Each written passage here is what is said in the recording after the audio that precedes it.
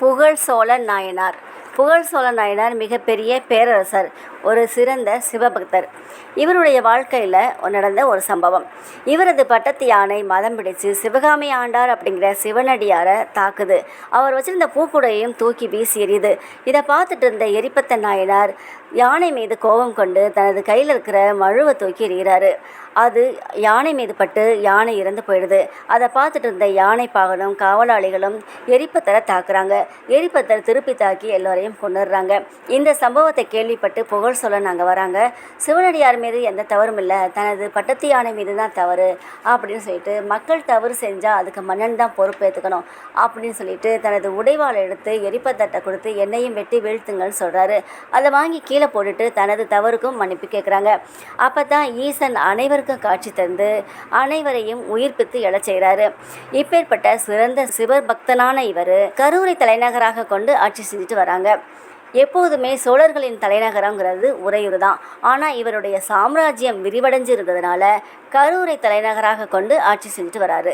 அப்போ தான் அமைச்சர்கிட்ட கேட்குறாரு, தனக்கு கீழே இருக்கக்கூடிய அரசர்கள் யார் யார் கப்பம் செலுத்தாமல் இருக்காங்க அப்படின்னு. அப்போ இவர் சொல்கிறாரு, குடகு நாட்டு மன்னனான அதிகன் மட்டும் கப்பம் செலுத்தலை அப்படின்னு. உடனே அரசர் சொல்கிறாரு, போர் தொடுத்து போங்க அப்படின்னு. உடனே அமைச்சர்களும் போர் வீரர்களும் போர் தொடுத்து குடகு நாட்டுக்கு போகிறாங்க.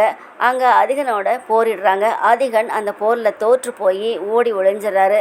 அதனால் அங்கே இருக்கிற வீரர்களின் தலைகளை கொய்து பொன்னையும் பொருளையும் எடுத்துகிட்டு வந்து இவருடைய காலடியில் போடுறாங்க. அரசர் வியந்து போனார். என்ன இத்தனை தலைகளா, பலே சிறந்த வீரர்கள் தான் அப்படின்னு சொல்லி பாராட்டுறாரு. அதுக்கப்புறம் துண்டிக்கப்பட்ட தலையெல்லாம் பார்க்குறாரு. ஒரு தலையில் ஜடமுடியும் நெற்றியில் திருநீரும் இருந்தது. அதை பார்த்துட்டு ரொம்ப வருத்தப்பட்டார்.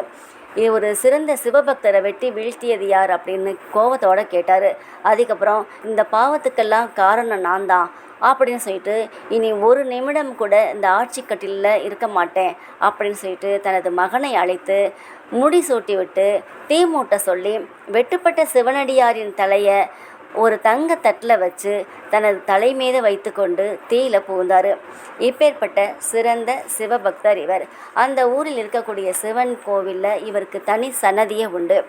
இவரை பற்றி சுந்தரமூர்த்தி நாயனார் சொல்லும்போது, பொழிற்கருவூர் துஞ்சிய புகழ் சோழனுக்கும் அடியேன்னு சொல்லியிருக்காரு.